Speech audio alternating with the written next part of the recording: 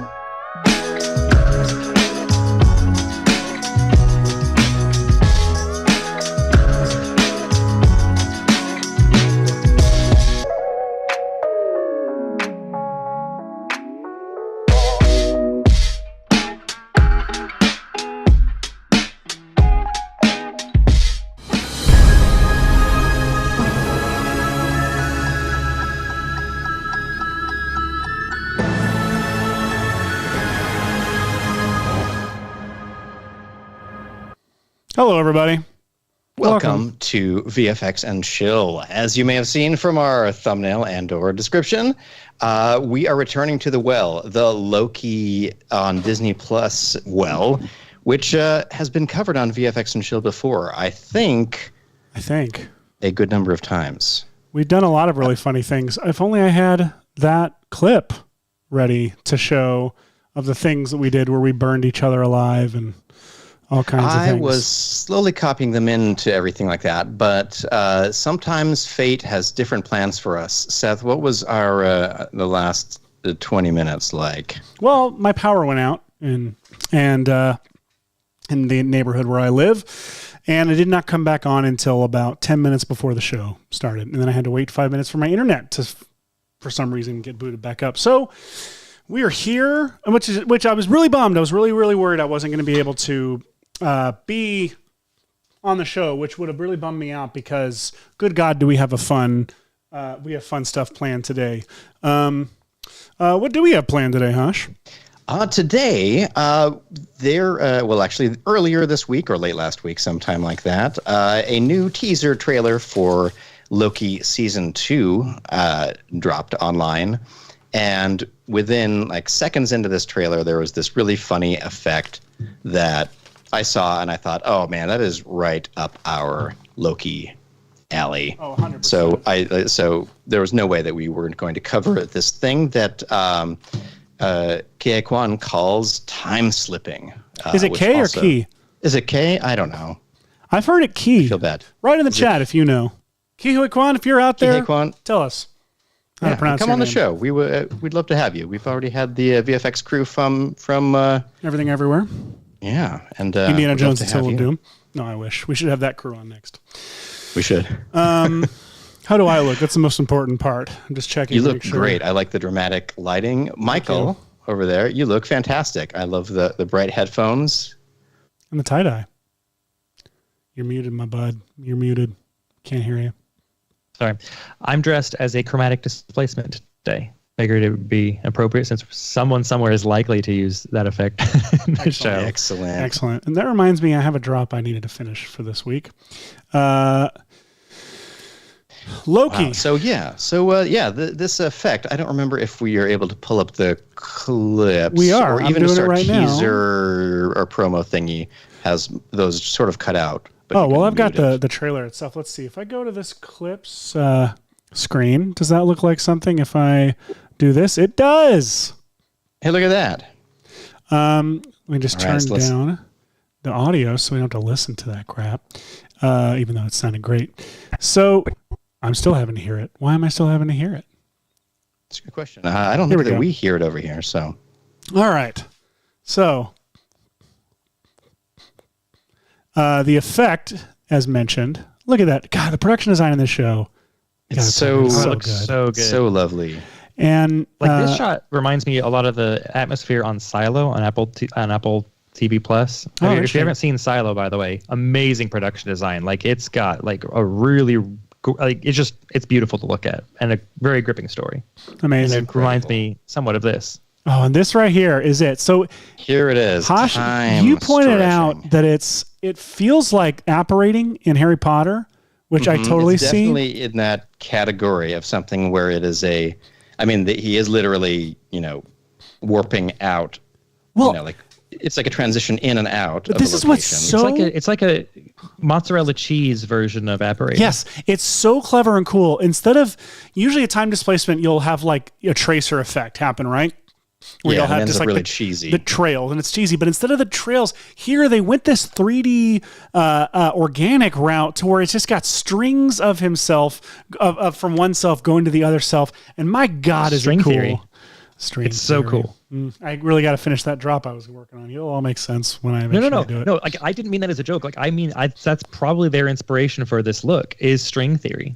Is that what string theory is? A theory that when the time Tom glitch, Hiddleston, it contains multitudes of strings of cheeses. So I am going to render out my pass of this to our renders folder. I'm completing it live right now. Nice. I haven't even seen it either or gotten to talk to you about it. I think it should be available here. Well, I did post just sort of an in-between moment that I was in online the other day, which let me see. I can maybe start sharing here. What did I call it? It was called a clipping test somewhere. Clipping test. Yeah. And so Hashi posted this on the internet, and what I assume must have been a troll decided to come out. And that was the that was the quote on our waiting screen this afternoon, morning, evening, nighttime. To answer your question, Frigby Chillweather, it was that video was Hashi's clipping test that the troll was on. All right, I have it pulled up. Am I sharing my screen yet? There we go. I don't know. Let's see. Yeah, there we go. So here was my. Upon watching this effect, one of the things that I wanted to try that I thought would be a neat way to approach it is, it's very clear that in the effect, multiple iterations of either Tom Hiddleston or a CG copy of Tom Hiddleston, depending on how intricate they decided to get, was clearly like flailing around, and you could see multiple takes of kind of different directions of flails, and they were all sort of connected by these cool strings and stuff. And so I was really curious if I could make a version that it kind of has the. Does anybody remember the Offspring video where it's a constant tracking camera and they just keep on rotoscoping between different characters? What the heck was it? Is it for the kids aren't all right or something? Or? I don't remember specifics, but the amount that you have brought up Offspring, either off show or on show lately, is starting to get concerning. Well, it's important. You have to keep them separated. I don't know how to work that in. I liked it. So, looking at this effect, I did see someone ask, "Did you simply roto and then place them on 3D cards and make them intersect?" I know how you do it. Which honestly could have kind of worked. But one of the things that you wouldn't get if you had done it that way is so. What I have here is I have this kind of cool effect where I'm leaning out and my tie is hanging out of the body and every different frame offers a weird different little combination of cool intersections that are sort of like that. And let's see. Oh, who was it? It wasn't Nick Smith. Somebody was onto me right away. They're like, "Oh, you're doing something with depth maps." 100%. Yeah, this is depth maps stuff. That's how you blend stuff in this weird way. Like I can't even tell what's going on in this frame, but I love it. It's so good. So this was ingredient 1, where I was pretty sure that we needed some kind of crazy intersecting body performance or whatever. And then secondly, I knew that we needed to address the strings. And yesterday was string theory day for me and Michael and Seth. And Evan Abrams, by the way, is the one who guessed. Evan Abrams, thank you so much. And so time remapping. I'll go into that in a bit of detail in a moment. And then the second component to this was strings. Seth, I think in the renders folder should be something called like Hashi test or Hashi. I tried to make it clear that it was the actual the done one. Hashi try. Hashi try. See, Hashi try. That definitely sounds done. Hashi try. Hashi try, please. All right. Okay. I have no idea. This was edited while we were in the beginning of the show, so I have no idea how it all turned out. Let's see. Here we go. Hey everyone, and welcome to VFX.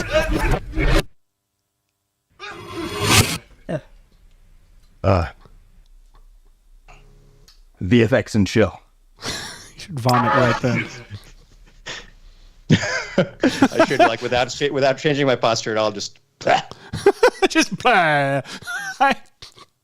Okay, I love this. So I have to ask, not out of vanity, but just out of curiosity, did you use my thing or did you do something else? I used your thing, Yay! Seth. I contributed. That's so fun. Yay. Because you made it look so good.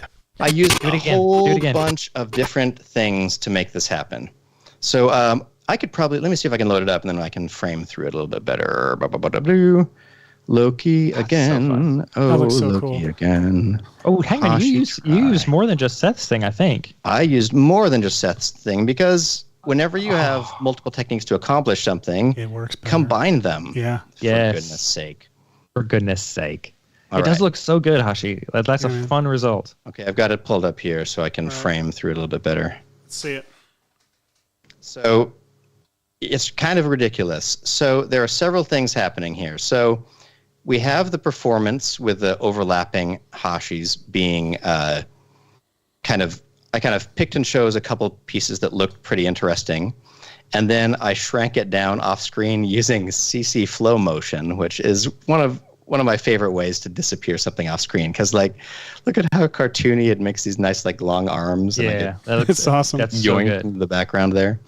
Also, you might notice that around my edges, the space is being a little bit chromatically warped. Hence, Michael's Just like shirt. the reference. Yep. Just like the reference. So there's just a cool additional thing. I love that chromatic displacement is just a great go-to flavor adder for every type of show, no matter what the Yes. effect is, whether it's a laser beam or getting sucked into a time portal or I don't know what. I feel like it is the era of chromatic displacement ripples. And It is. my God, do we have the right tools to make them? So, and also the right wardrobe. This is one of my children's shirts that I found and squeezed myself into, and it looks great. I look great, everybody. You really do. So I was like, I've never had a shirt this tailored before. So anyway, we can get into the description of all these little things. So we'll talk about, over the course of the show, how I filmed this, how I did the displacement time effect on it, the depth map overlapping, how we did the string effects, and it's several different approaches to do the strings, and then how we super comped everything all together. So shall we begin? We shall begin. Which starts with you. Oh, that does start with me. Dang it. I felt like I was handing it off. And then No. I don't come along till later. So I had a very glamorous day the other day in my office, just filming on this very professional, and this is a pro tip to anyone filming on a green screen. This is precisely how you want to tackle these kind of things. You want a green screen that is slightly I looked back too up and small. saw this frame, and it makes me so happy. You never want the green screen to like fill all of the background area. You want it to like overlap with harsh colors at the edges, especially in the detailed areas like fingers. I just want lightning whatnot. coming out of you. Like, what's that meme of the cat screaming like this up in the air like this? That's what that looked like just then. So this did feel a little bit goofy. I was trying some different things because I felt like There's I would not sort a bad of pick and frame in choose. this batch. There is not a bad frame in this entire video. There's no runt in this pack. There's no runt in this pack. I think this was the one that I sent to you halfway through the day to let you know that. Well, you also point out the first frame and the last frame represent what you think you look like and what you actually, or what you. Oh my God! Yes. So let's see. Where is my what do we call them? So this one, if you'll notice, I know that we're streaming here, but this is actually legit the quality of the footage that I got back. And this was less quality and a lot more artifacting than I had counted on, than I had hoped. And so I did run this footage through Topaz Video with the, I can't remember what it's called, the customizable model, and was able to get this version, which did a remarkable job of sharpening the crap out of this without being too over Sharpie looking, and made the resolution a lot better. So it made it easier for keying and all of those good things. So yeah, I love that we can use these machine learning techniques to do stuff like that. Also, you can see, let me see if I can compare a frame. Didn't I compare a frame for you? Yes, you earlier, did. Seth? 100%. Was it here? Is it here? Oh, whatever. Anyway, it was better quality. So you got that. And then I took this whole piece of footage and then combined a couple of things. So the easiest thing to do was to take the footage and use Primat Keyer on the background, the areas within the green screen, because Primat Keyer is awesome, and you can just select little bits, and everyone loves a good Primat key. But the problem was there's spaces like outside of the framing, and so I believe that what I did for those was something like this. So you take your green screen footage, and then you add some Primat Keyer. And for the most part, you can almost always start with the auto-define key button. This one got a little bit weird. So let's go ahead and paint back. Well, actually, we'll paint my green screen first. I like doing that. So we'll say that this area down here is also supposed to be the green screen.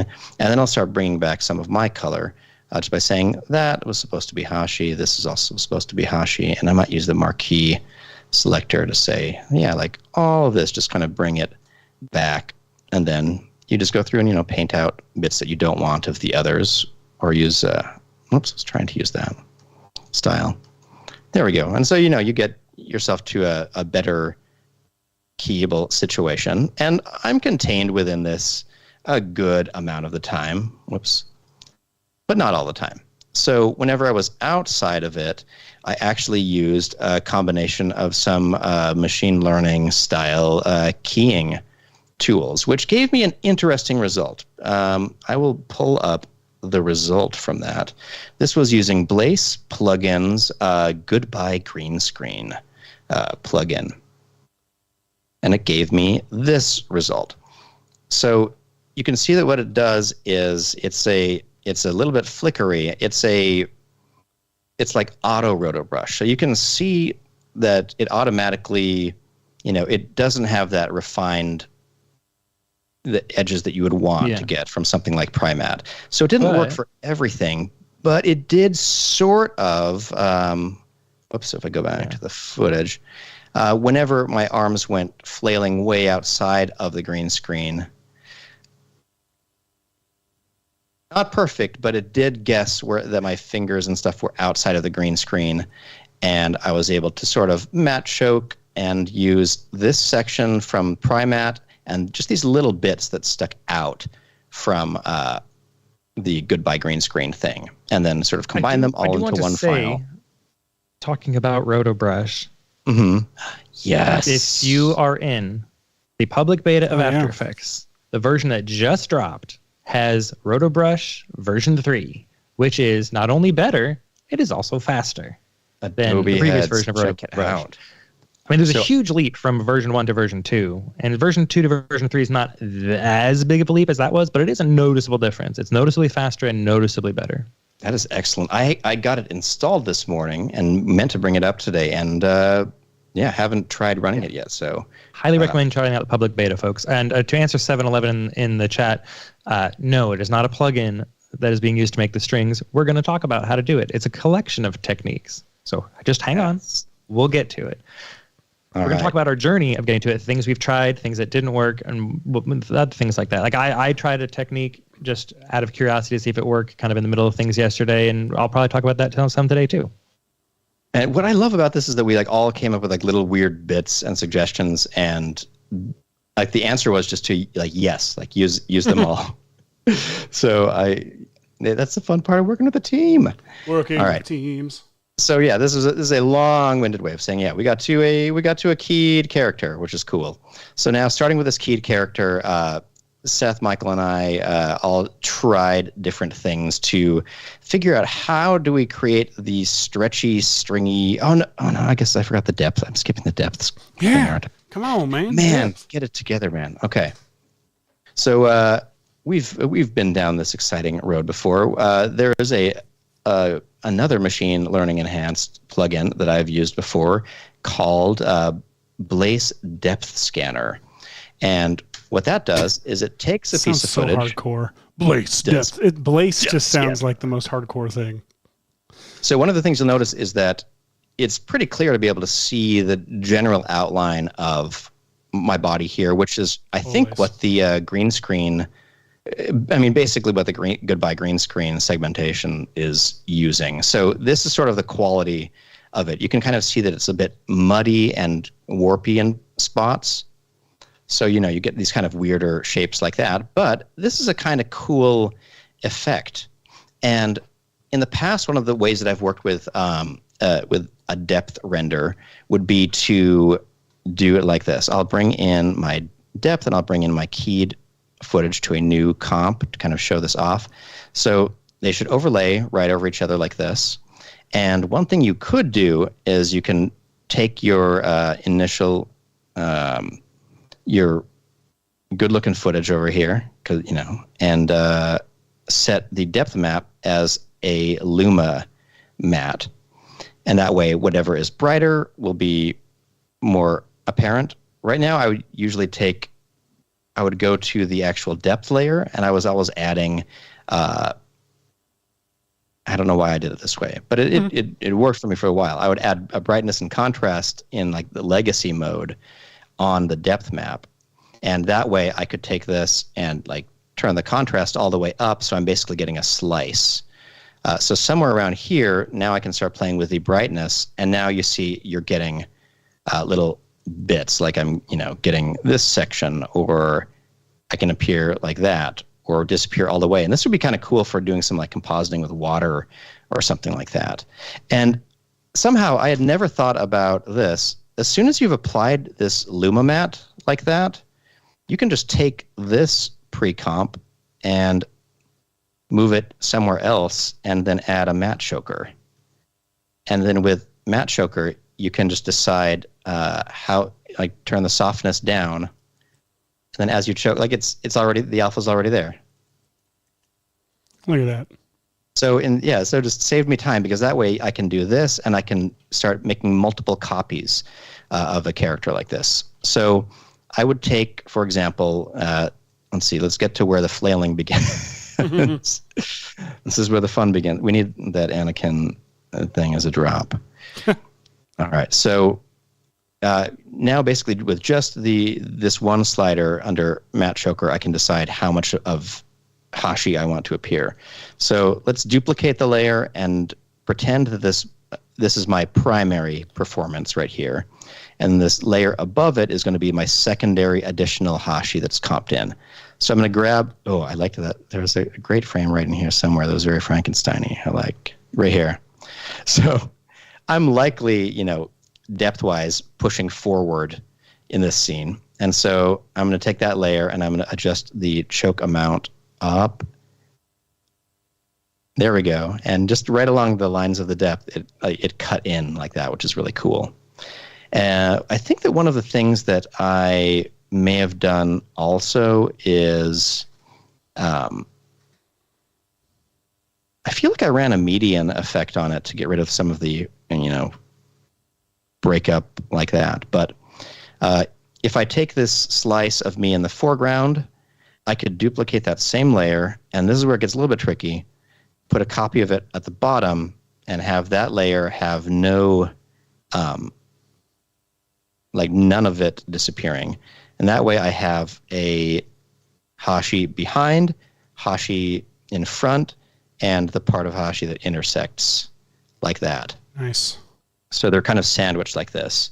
And that's what gave it the effect of being able to imagine what both performances are doing, but they're clipping through each other in this weird, video game glitch or System of a Down music video way.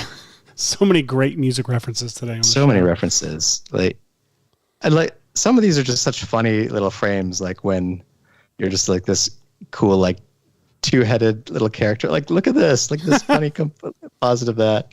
You could always use the matte choker after this point to say, let's add some geometric softness to this secondary layer and just give it whoops, I'm on the background layer, aren't I? Go the second softness thing here. And if you haven't played with matte choker and made good use of the fact that there are two systems in here, you should try, because the whole point is that you could do something like use the matte choker to do a negative choke and get all the little bits and glints that are holes in your footage and, bloat them out, and then use the secondary choker to choke in the whole shape as a way to do sort of a refine edge situation. Anyway, Definitely. We get it. I'm interactive, love it. and now we have this weird piece of footage that we sent to everyone. Oh, look at this! Look at the desire. Oh, look at so much love, self-love, and self-care. And also under the tie, it's so cool the way these weirdly line up. I think that one of the other things that I did on this front layer, just because I keep on remembering little things, was I added I was the gonna most ask, 'cause I versatile noticed and that. powerful plugin in After Effects, Drop Shadow. Drop Shadow, and I turned up the softness. And I was going to ask, because I this little noticed that fake on your ambient thing. It looks and so occlusion good. thing. I turned the distance downward, so you didn't get much on the top, but you would definitely get it down in these lower areas. And so now you get this sort of ambient occlusion illusion. That's a cool phrase. That's killer. They're good. See, it's just Drop ambient Shadow. illusion. Ambient illusion. Oh Michael, my you're God. muted, pal. I want to hear what you have to say. Oh, I was just enjoying the ambient illusion and thinking that it's just an amazing music CD to put on while you're working. With that shirt on. Exactly. All right. So Seth, Yes, sir. after this point, I had to stop because I was at the limit of my workday and said You'd stretched yourself I don't too know how to far. stretch him. Oh, Even though he didn't say it. That's the drop I've been meaning to make for months. thank you. I love it. Such a good job. So, All right. So where do we go from here, Seth? all right. So I tried a bunch of different stuff. I found. All right. So let me set this up and show you kind of what the problem I ran into was. I'm gonna real quick make a solid and put it over here. Saw another solid and put it over on the other side. Just to show you what I was thinking. And I'm going to, let's put a ramp on either side, right? Let's do like red down here and blue down here. No idea what you're doing, but I love it. And then over here, let's do a green. And on the bottom, we'll do yellow, orange. All right. So now I'm just going to pre-comp these. You'll see why in a second. Well, I think we've got our season 4 graphics. They down. are right there. Okay. So the first thing I thought of was the smear tool. And Smear is such a great underused. before I show this off, I do want to point out Michael had a really good suggestion, a good idea of doing using particular and doing trails, which is really, really smart. But I wanted to try and do this as Hashi as I could, which by that I mean as simply and using as like the simplest possible approach. If you download the Template of Doom template, the way that those faces melt is that technique. Is a good example. Basically, the colors of the face are emitted and leave a trail that's the same color as the face in these little threads that come off it. And they have the physics in them in that case to like look like dripping liquid, but you could have them go off as straight vectors and have them just look 100%. But I really I thought the smear effect would get me like what I was wanting, because I like that it created this cool this stretch. Yes, it's a really cool stretch. And here's the problem. So if I stretch this over to here, what's happening? It's bringing along everything in between. It's also pushing the red and purple like out of the way, and it's just not blending. It's not what you want from that Loki stuff. Is I want this stretch to seamlessly like ramp in color from we're going to call the from point to the 2 point. You want it.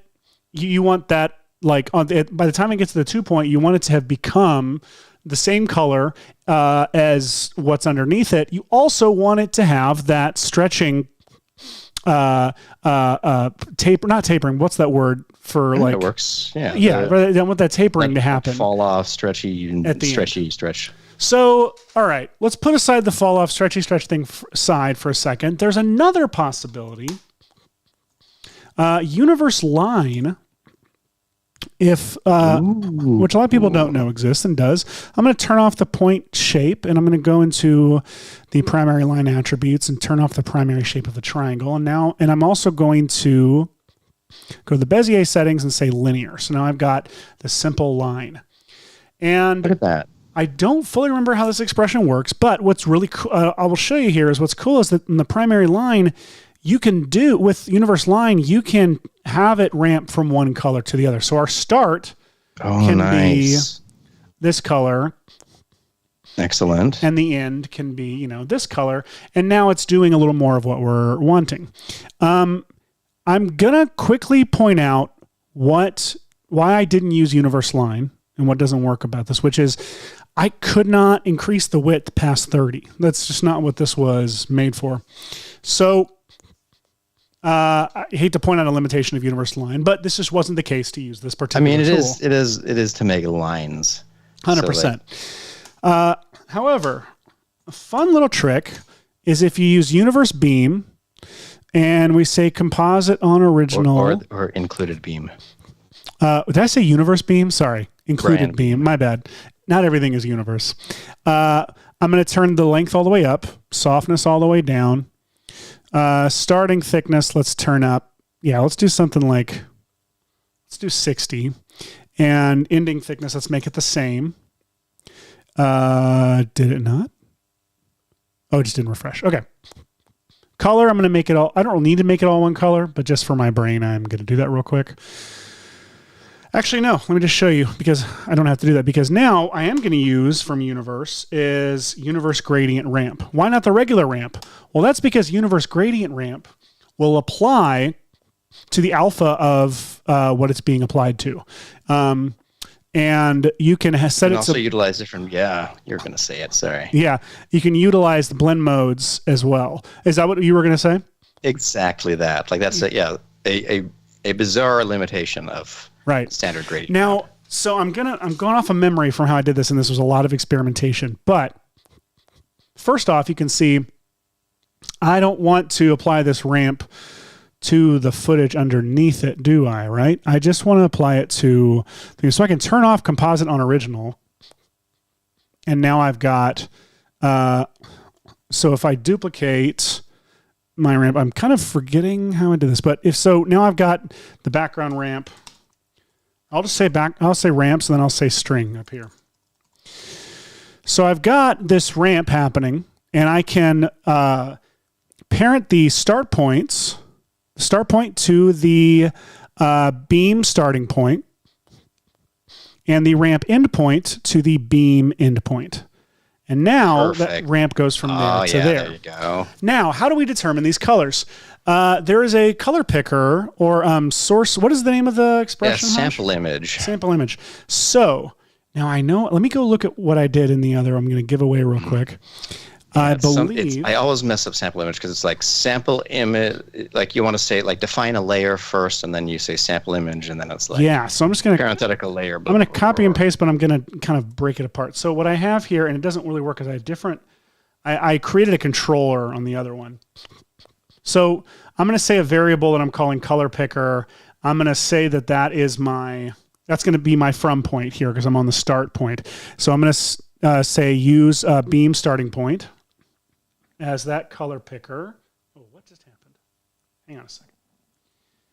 So for the beam color picker, I actually can just say use the starting point on this effect. Now picker radius, I can actually control the radius of this color picker. And I'm going to say use the effect beam starting thickness up here. Then I have this expression that is this layer dot sample image, and then in parentheses color picker variable, comma, and then radius equals with the picker radius variables that I created inside that those brackets. Post effect equals false, and t equals time. I did get this from the internet, so I don't fully know what is going on inside of this, but Yeah, just ask Dan Edwards if you don't know how to use it. 100%. But it's pretty straightforward. It's basically, I mean, it samples the image that you're pointing to by a certain radius. It kind of median averages the colors in that space. That way you don't get a lot of pops if you have like noisy or grainy footage. Exactly. And it's a good way. Like sample image is very, very helpful for some types of things. And this is one of them. I love seeing the way you've come up with this. And so, but we're not done, of course, because this is still just a linear line. But so then I also parent this to the endpoint, on the end color, and now I've got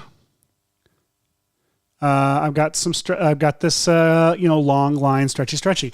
Here's the problem though, is it doesn't look like as cool as the smear effect, right? Yeah, it doesn't look as cool. It looks kind of beamy. So, but the thing is, then I had the thought, I could do the smear, but maybe I could do two smears. So what if I had 2 points, right? So I did the point control up here at the top, and I say from, duplicate it and say 2. And so let's say following so far. From is right here. 2 is right here. Now, for the smear effect, I'm going to parent the from point to that from point on the point control that I just did. Right. And the 2 point to the 2 point that I just did. Yes. But then I'm going to say on CC smear, and I've got these turned off, so just to keep us from being confused. I'm going to say for reach 50. And then I'm going to duplicate it. But this time I'm going to reparent stuff, and I'm going to say the from, I want you to follow the 2 point, and the 2 point, I would like for you to follow the from point. And everyone gets to be everything. And now if I move my from point up here, I've got two smears on either side. So you've basically got the creation of man by Michelangelo. Yes, this is how he did it.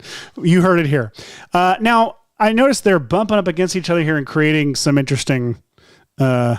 I'm trying not to feed Michael anything to say here, but I'll say 40. Because here's what I found was if I combined the two, and I, let's say, let's real quick before I do any of that, I'm going to parent this starting point, the beam start point to the from point, and the beam end point to the 2 point. And now it's also following this from and 2 point.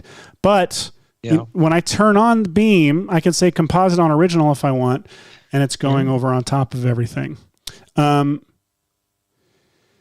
I've got like I can dial in the like thickness of the beam to try Hey, and look at that. It's your stretchy shape match. again. Yeah, see that? And so I mean, you could blur alpha to really smooth that. But anyway, it you doesn't matter. could. Now, here's the thing though, is I want to do a bunch of these on top of them. And I also don't want to recolor the whole damn thing. So here's my solution to that. And I think that if I just do composite on original, here, I just turned that off. And now I believe I got this working like it's supposed to. The problem is I want to do a bunch of them. And I don't think I can just duplicate all these on the same layer. So the fun thing that I did instead was Your I warp just is not did- warping anymore. What? Your warp doesn't look as warpy anymore.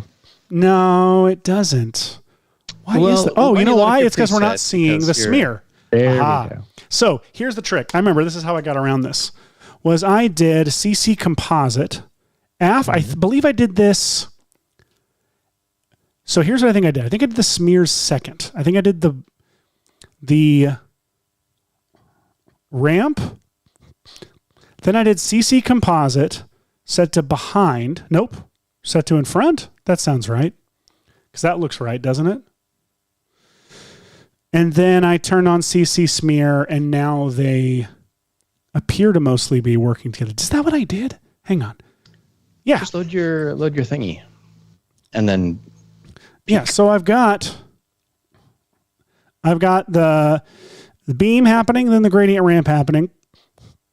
CC Composite set to behind, though. Then I've got my God, look at that. Look at that beautifulness. my smears, and then the trick with the trick here, though, of separating them from the background. Because if I turn off my background, you'll see the You've got to background. keep them separated. I have to. Good Lord. You do. Offspring is everywhere and everything.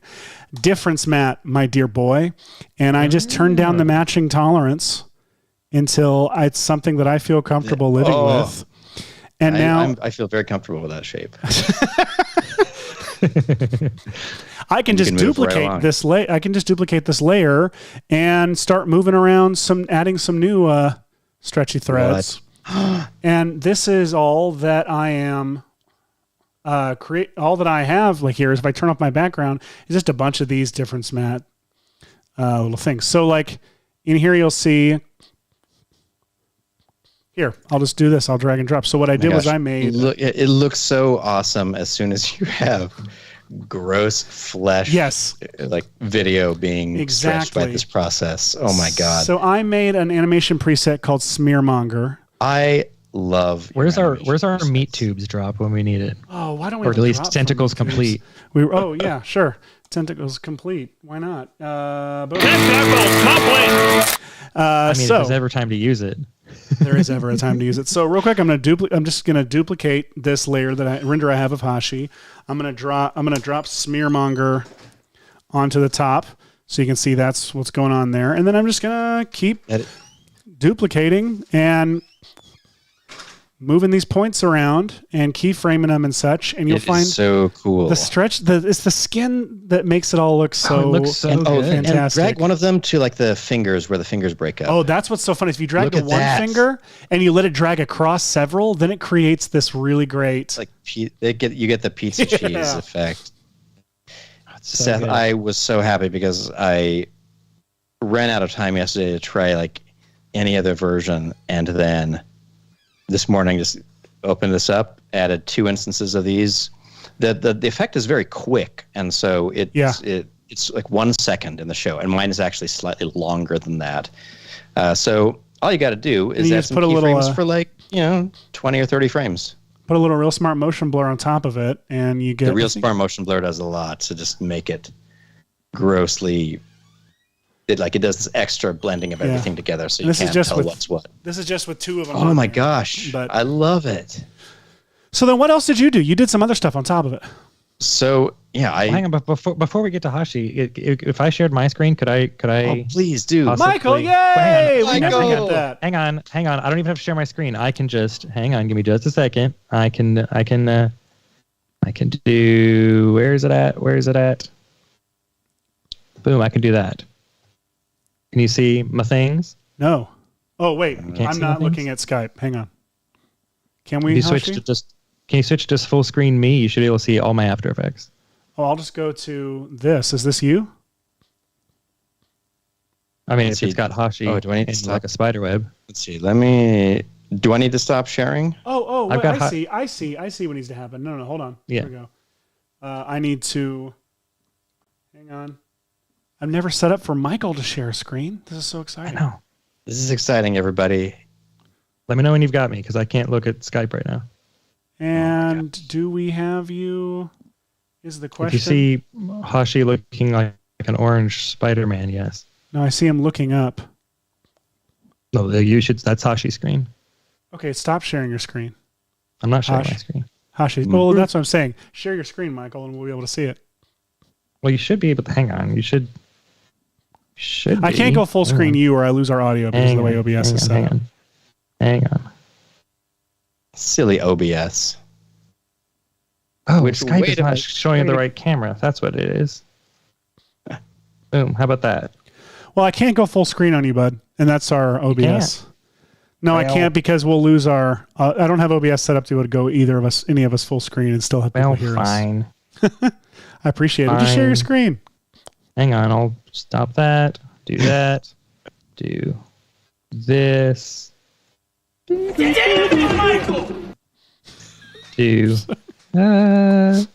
that. Real quick.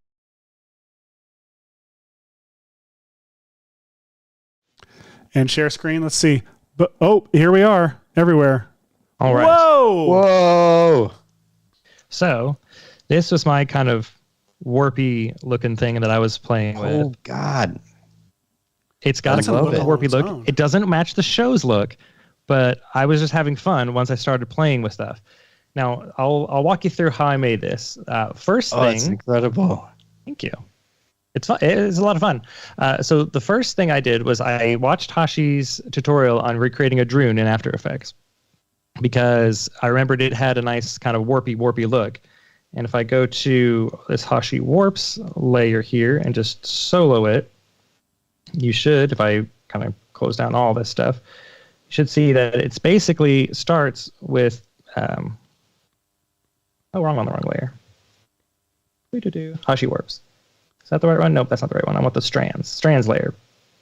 It's using cell pattern in the way that Hashi did in that tutorial, which, by the way, the link for that is in the bio. Nice. So ignore that. Doesn't need to be there. So first what I did was I took the layer of Hashi, blurred it, mini-maxed it to make it bigger, blurred it in, then crushed the levels of the alpha channel just to get Hashi just bigger. Then I set matte using this cell pattern lines layer down here, which I want to show. And this cell pattern lines layer is just using cell pattern, transformed to make it a little bit wider, minimax to punch it up a bit, fast box blur, levels to make it that kind of cheesy, stretchy look, then turbulent displaced it. And this turbulent displace is using some expressions to move it around. So it's animating and then changing seeds. So you get a little bit of movement of the evolution and then it changes seeds.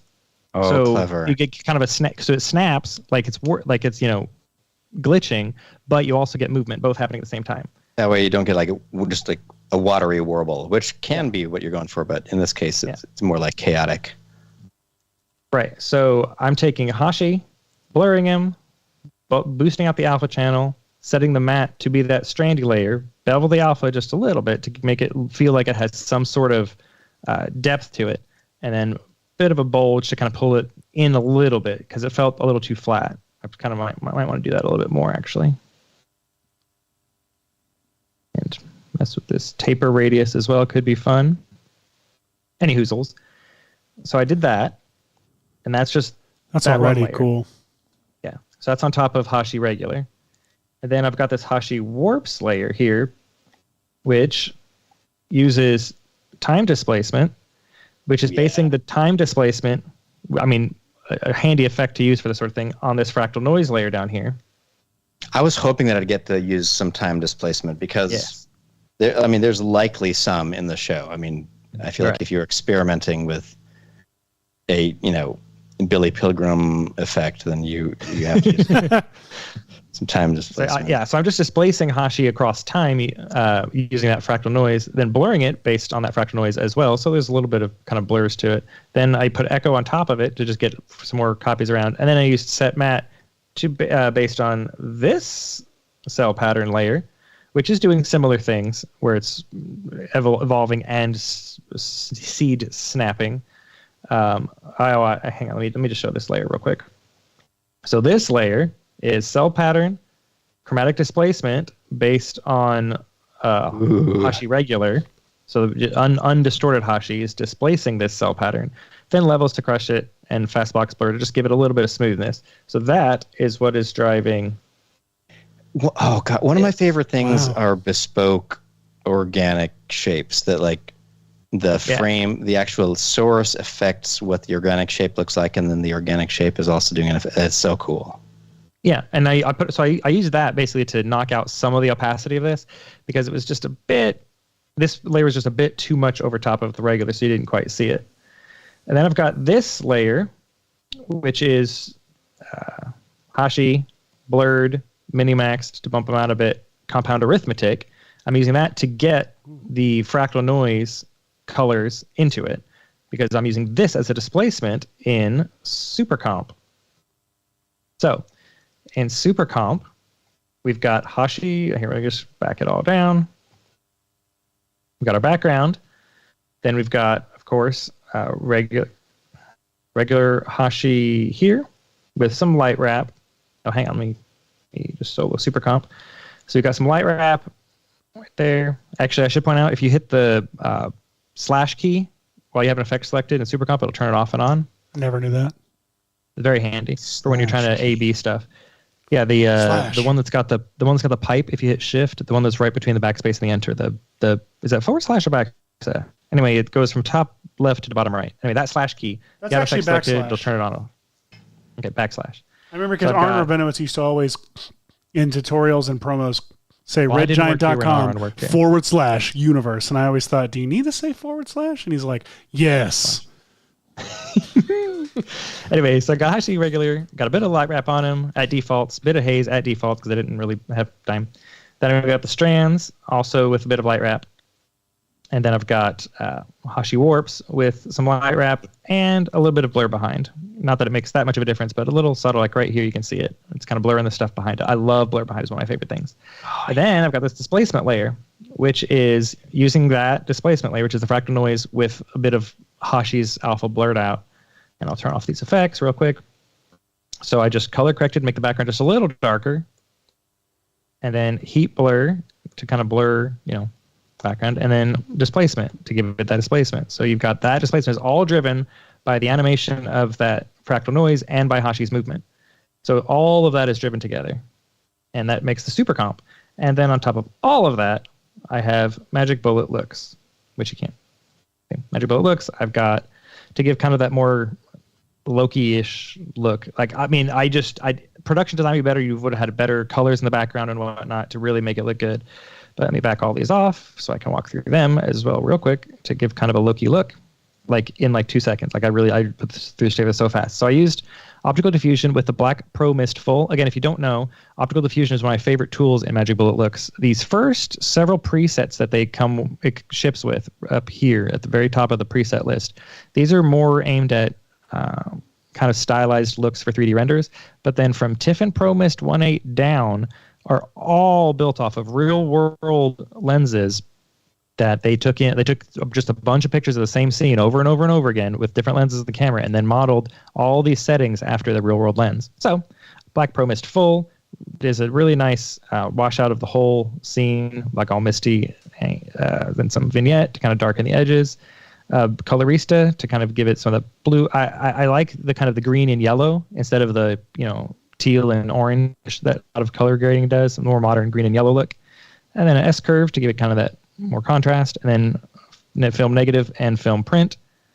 Here's the settings on those if you ever want to watch back later, using Fujifilm 3510 and Eterna Vivid 160 to kind of get the filmy look.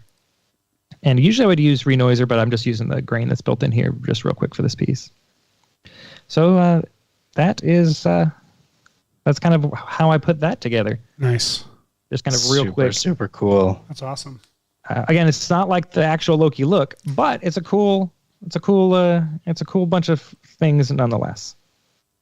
I think that's a great result, and also I think that it's worth always trying to, like, if you see an effect and you're mimicking it, and you like something else that you created along the way, like, take note of that because you've created something kind of cool. That's the way to make things. Just steal until you do it wrong, and then own it as your look. Steal poorly so people go, oh, you copied that? Yeah, so I was just thinking, what's a stringy, liquidy, gloopy kind of effect? And I was like, oh, well, Hashi did a tutorial on it, so I pulled up that, that Cheap Tricks, which again, like I said before, links in the chat if you want to watch that after this show. And I was like, well, that's not quite right because I couldn't get the stringy bits to like stay inside and be connected to the different pieces. That's a weird part, and like I feel like what we're going for is figuring out a way to like automate something that clearly just looks best if you hand animate it. Yeah. And then like that's the beauty, Seth, of the way that you came up with is that it just looks hands down the coolest. So like I love. But what do you do, sir? I want to know what you do. Right. Yeah, because you took Seth's technique and you added and pushed, and I did add and push. So let me see if I can nicely show what I did here. So the version that I did, am I sharing? Looks like it. All right. So let's turn this on. Oh, there we go. So I'd loaded up a weird frame. So I'd named these layers a little bit so you can sort of see that I have my original performance here, and I have 2 instances of Smearmonger. And I took those 2 instances of Smearmonger and hand animated them to just do sort of whatever I felt like in the moment in a way. Like I was sort of connecting, the hands to their corresponding hand, but then if they got by the face and I was like, oh, I like the way that looks, I would just keep them by the face because it was kind of neat. So this technique allows for a lot of happy accidents like that too, where just stuff just looks good. It's so cool. So then after this, I decided I wanted to get more like additional weird, fine looking strings. And so while you were doing that, I actually came up with something that I kind of like even better. I called it stingy, but I meant to call it stringy, I think. I can't type stringy now. Dang it. Oh well. Ren and Stingy. Ren and Stingy. Okay. So I came up with a couple of different things that I thought might end up looking like strings that are sourced by the same color. So here's one kind of result. Another result was this sort of effect, which isn't quite right. Is that point zoom? This is point zoom, and you can sort of see like the goal of what it was going for is that point zoom is a negative, or not a negative, but a like reverse. The inverse of a reverse shine. Reverse shine. It's a reverse shine. And then my favorite. So you can like have everything like zooming into one point like that. So I thought maybe something along these lines will look cool. And there were cool frames that looked neat, but I was having issues getting the color right. I could have probably used the alpha and then that cool min-max technique that Michael was using to color them. And then what I ended up using in this one where I had these manual Smearmonger layers, which did you announce, Seth, that you called the preset Smearmonger, which I just love? Oh, yeah, it's called Smearmonger. It's called Smearmonger. So I took just a copy of the layer. Oh, gosh, it's so fun.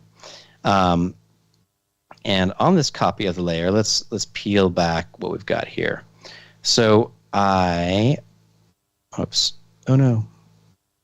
Let me delete the effects that I'm not using because I'll get confused.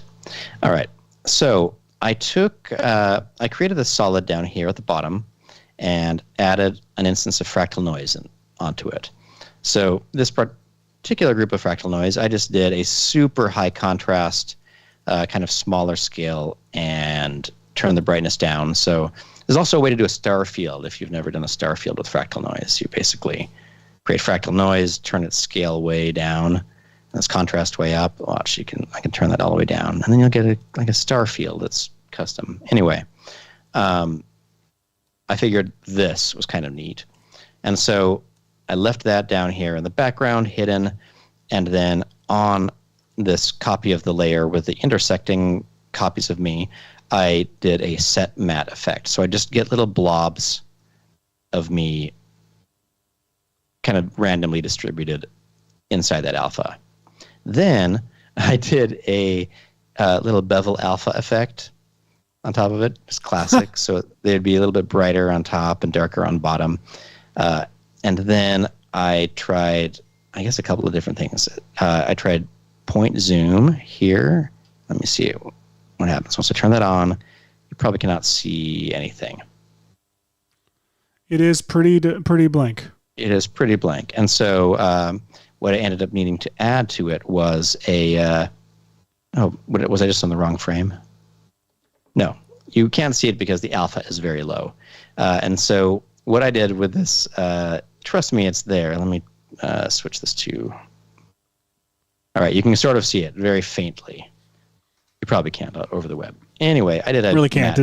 Now I can. Inverse matte choker. So, so negative choked version of that. Negative and choke. Now we had sort of more what I wanted, like which was, strings of the same colors. I have another instance of bevel alpha in here, just adding the teeniest bit of it reminds me of like a Spike Jonze thing going on here. Yeah, it looks like the Apple, the original HomePod spot that he did with the woman dancing, and all her apartment stretches out into different threads and things. Sorry. Yes, exactly that. So to recap, we're setting a matte, so we just get these little teeny dots. Then we're using point zoom, which basically does this. Let me move the effects for it. Here's the length. So as I turn the length up or down, it starts blending all of these shapes down toward the point that you have here. So this is usually used for a projector effect or something like that. But I thought that this would look good to try to draw things together. Actually, it looks kind of like the pen, the tool where you put your hand. I feel like an old man. You put your hand through the what do you call it? Pin board thingies. Oh yeah, kids still play with those. Yeah, I'm cool with kids still. So yeah, there we go. So cool with kids. So point zoom with this, and then if you went to the fractal noise layer, you could turn the brightness down and get fewer little bits, which is kind of nice. It's cool. Or turn it up and get these huge blocks. This is a really cool thing. It's really, I feel really useful for stuff. I mean, it is kind of neat. What I did additionally is I just added a wiggle expression to it. And so the point zoom point over here is just sort of is moving around to different points. And it sort of randomly ended up looking kind of neat because you'd get this. So now I have, Seth's cool stretchy effects, which are deliberate, but in the background, a little copy of some of these threads that are sort of moving around. And I probably could have gone through and, manually adjusted them a little bit. I would probably want the length to be all the way to, cover the distance. And so you'd see these stretching all the way there. And these aren't nearly as cheesy looking, but they add a lot of them. They definitely do. So then you see a lot of them, and you see up in the foreground with this one really cool one that stretches my fingers together. And now I'm all covered in strings. So one instance is behind, and that one has sort of a lower tolerance, so there are more points. And then there's another copy of the same kind of effect up front, but there are fewer of them. And so you sort of get this layered up effect of all three of these coming together. And here, without motion blur, is kind of cool to see the sharp version of what that all looks like. So very, very weird, but stringy, and I felt like this felt pretty cat's cradle-y, Loki-ish. Yeah. And just a second ago, I was trying a fairly similar thing over here, which was, let's try this. Let's reveal these layers one by one. I'm really curious about that one you just showed us. So, whoops, I ended up in the wrong comp again. That one. Okay, so same kind of deal. I have two copies of the footage here. On this top copy, I'm using that little fractal noise to make these little, little beads of Hashi right here. And then I go up to this and I added a radial fast blur just a radial blur, CC radial blur. And with that, you get, let me see if you can see them at all on the black background. You can't. So instead of the matte choker, this time I went for curves. They went to the alpha curve and just dragged it up. So pretty much everything is visible. And now these are going to be very circular, of course, because they're radial. But I did the same thing where I added a wiggle expression. And so you sort of get these like smeary kind of things. Put some turbulent displace on that? I think that is a great idea. And in fact, instead of turbulent displace, the first thing I tried was, and this is where we left off, was chromatic displacement. Oh, nice. Yeah. And using chromatic displacement means that you can use the layer's original alpha. So it's using me like without the holes and everything like that. You can soften the displacement layer right within chromatic displacement. So I can turn the softness all the way down. So you're getting a traditional, like watery effect, but I don't want that. So I want a higher amount of softness. And then you can sort of choose a slightly different displacement amount. And I want it to be, I don't know what I would call it once you start displacing something to the point that you get these, like in little inverted, like tiled in space displacements. There's got to be, like, I feel like should be a name for the threshold before any of those appear. And in this case, it was something kind of around here or something like that. So now I have all these little teeny lines that are sort of stringy and connected to me, which I kind of like. Depending on where I put the original radial blur that has the wiggle expression on it, it feels like you want it sort of in the center of where any of the arms would be flailing around, so you get sort of motion blur directional things. And so that's another strings test. But this is exactly where Michael ended up, where you don't have control over where these end up. Like they're not going from one arm to the other. They're going from an expanded version of the alpha. And you could choke in the alpha, or you could go to, channel and set the matte back to the original, and now you'd have strings just inside, and you could even add a drop shadow. So now I'm wrapped in strings. And they would look like they're a really cool look. Sort of wrapping around. So let me turn down the spread chroma, because I feel like I don't need that for the strings. Oh, there we go. Now it's much more Spike Jonze-y. It's just the colors being affected like that. And maybe put some rough and edges on that, made it look scribbly. Let's see. I'm going to add some bevel alpha real quick. Yes. Turn the intensity down a bit. I like adding the drop shadow and the bevel alpha just because it makes these just goofy looking little things like that. 100%. And you look like you become a gas giant. Like the rings of Saturn. This is what the rings of Saturn is experiencing at all times. just horrific. Being torn apart. It's like, yeah, I look pretty from afar, but up close, I'm in constant pain. Please kill me. So again, this is not the effect, but it's kind of close. And in fact, if you had, where are my smearmonger layers? They're in here. What if I just copy those over to this stringy comp and paste them up top? Maybe they're offset. Whoops, are they misaligned? Oh, they're misaligned in time for my keying. But like, you could basically do the smearmonger effect on top of any version of this. It definitely needs to be lined up. Where is it lined up? Where do you line up? Probably, I don't know. I was trying to figure it out. Nope. Oh, hey, no, they're misaligned positionally.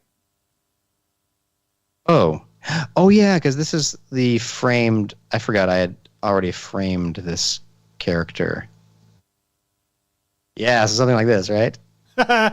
There we go. And I guess you could choose whatever you wanted to do with the alpha on this. Try to trim it down. You could choke it in a little bit or whatever. But anyway, these are all different little ways to create strings that are bespoke. You mentioned something, Seth, which was what? Instead of you could try a turbulent displace and a roughen edges on this, right? Oh yeah, I was just like trying to make those little lines scribbly looking when they were wrapped around you. I just wanted to see what it looked like. Oops, You're on the Smearmongs. I am on the Smearmongs. Whoops. Let's go to the here and add some turbulent displace. There we go. So there's that. And if I make the displace really big and turn it up really high. Ooh, so yeah, so maybe not that big. High size. This is what I go mid-size then. I think I used something like this for the Captain Marvel energy effects, where it's like we wanted energy effects that sort of are informed by the alpha. Look at this. You got these like jet stream things happening. Look at that. Like that's like cool. A Spider-Verse-y effect maybe. Put that roughen edges on, you're gonna get really Spider-Verse-y. All right, let's see. Gosh, you get such fascinating results at all points. I know, look at that. What was I going for? I was going for slightly. Let's see, more scribbly.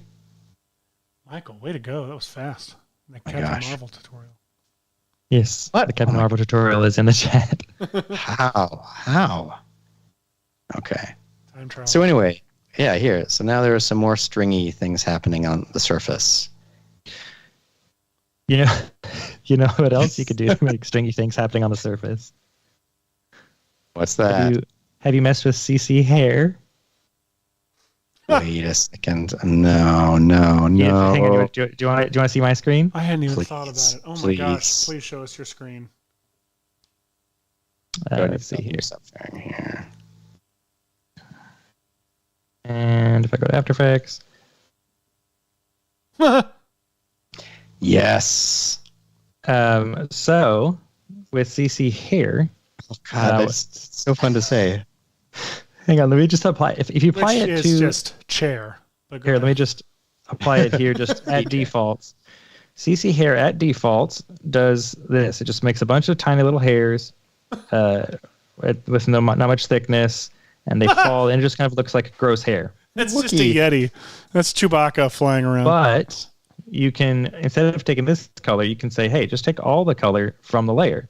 And you can say, hey, maybe knock the density down, a bit to like 50 or so. Oh my gosh. And you just get these strings, and then you can use hair fall maps to say which way the hairs are going. So I'm using this layer here.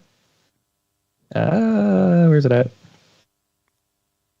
This layer here. Oh, I forgot to put on Michael likes to actual contours. Michael likes to keep at least 7 layers of fractal noise in a comp at all times, just in case he needs it. There we go. So I'm taking. Let me just start this.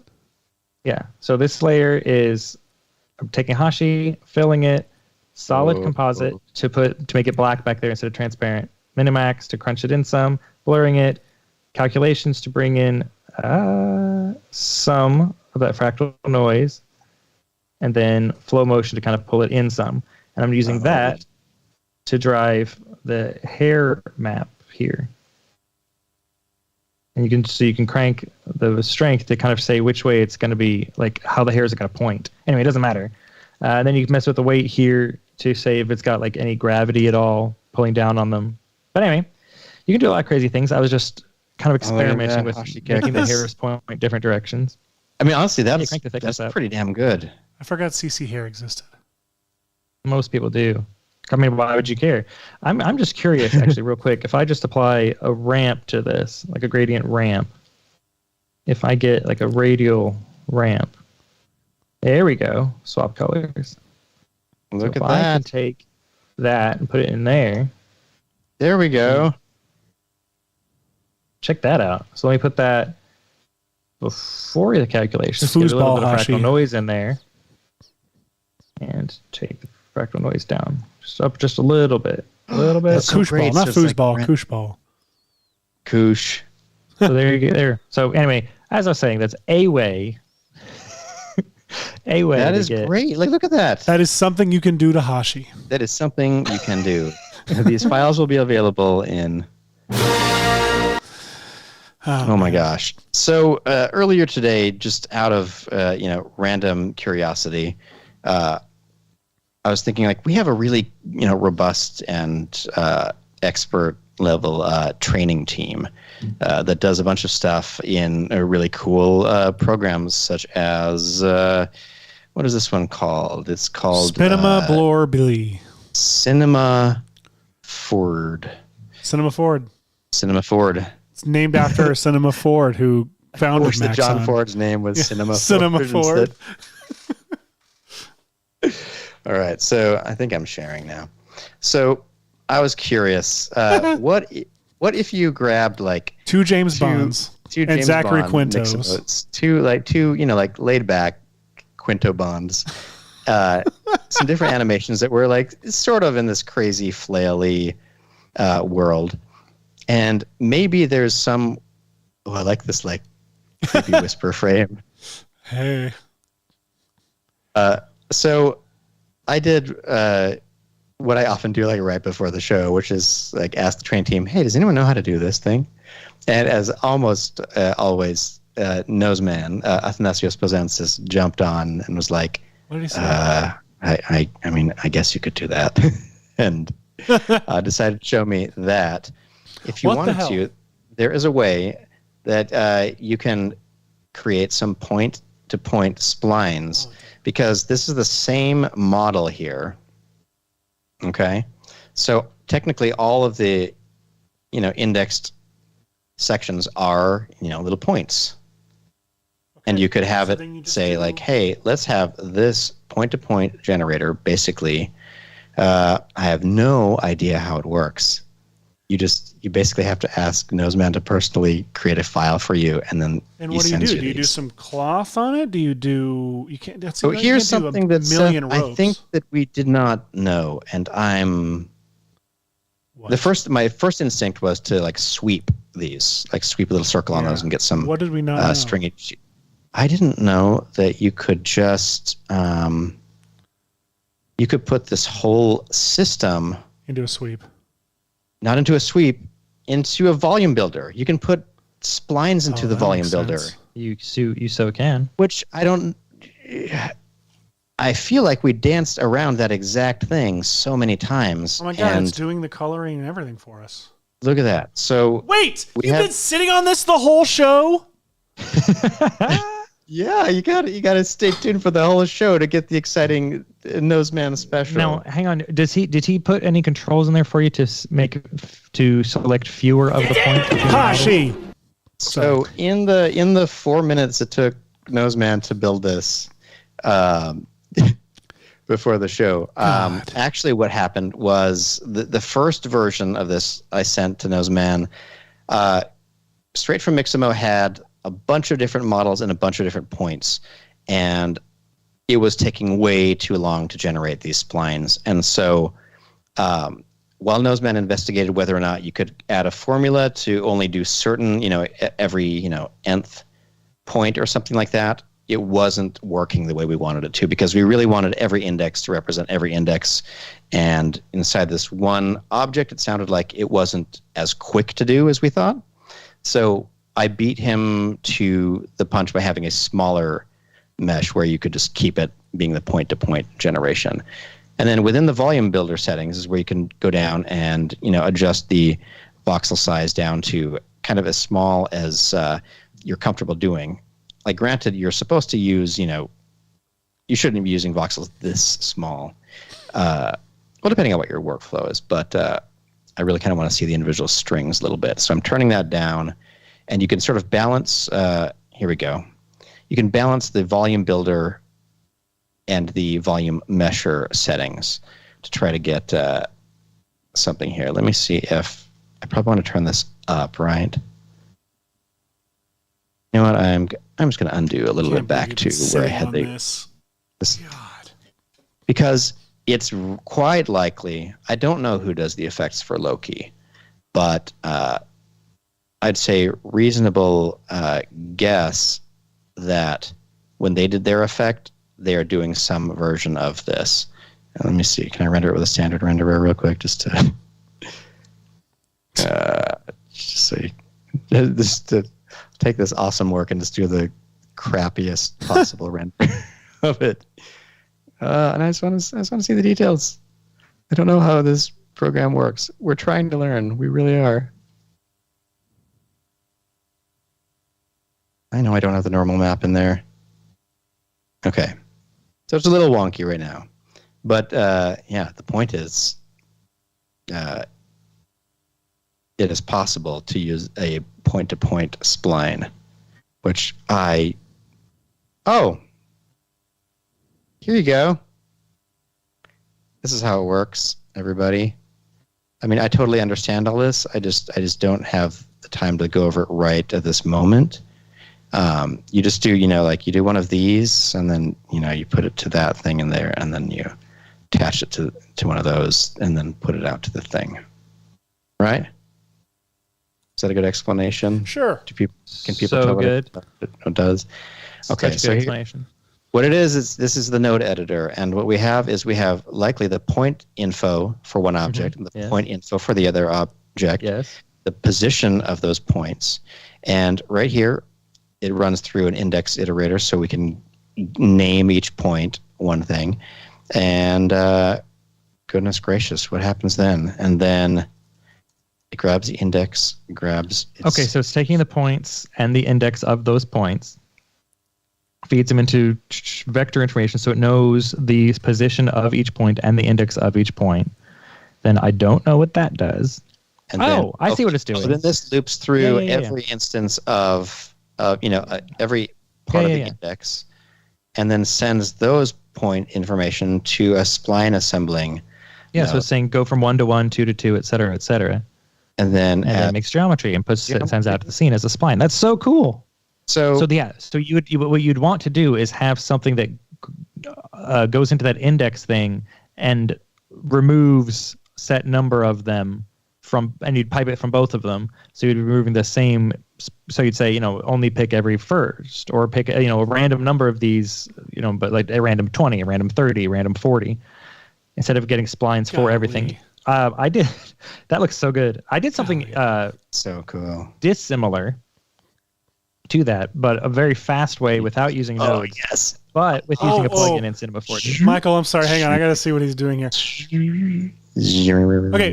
Before we go to Michael, I just want to throw out there, we got to figure out now how to get these splines to react in like wind, like to loosen them up and have them like flop around. Michael, now tell me your dreams. Oh, my dreams. So I very quickly, let me share my screen here.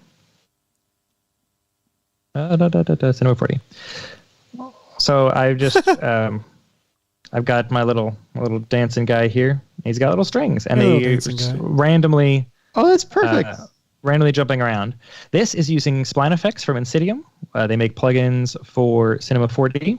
Specifically, they make X Particles, Terraform Effects, which is for making terrain, Teo for plants and flowers and trees, Mesh Tools, and Cycles 4D, which is a GPU renderer, the same one in Blender, but now in Cinema 4D. So Mesh Tools is a bunch of very handy tools for doing things with meshes, and in this case, I'm using the spline effects.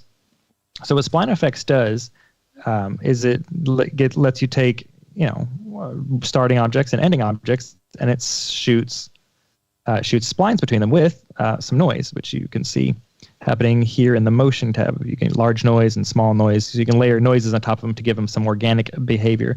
I've got the large noise down, but if I turned it up some, you'll see that it adds a bit more. Anyway, it doesn't matter.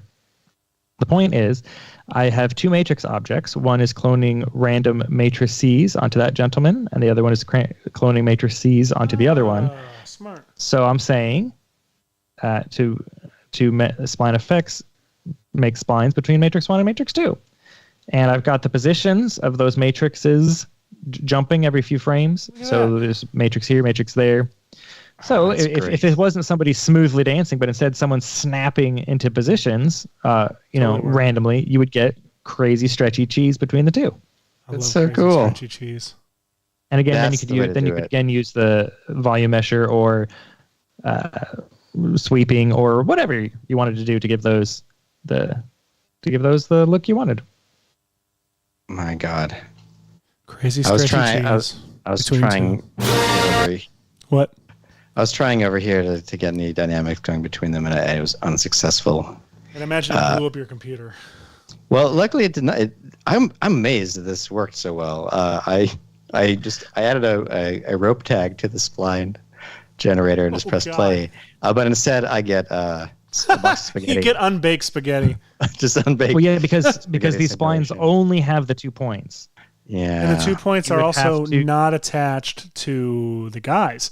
If you could Right. So, How do no, you you can. Oh, you quickly super can. attach them.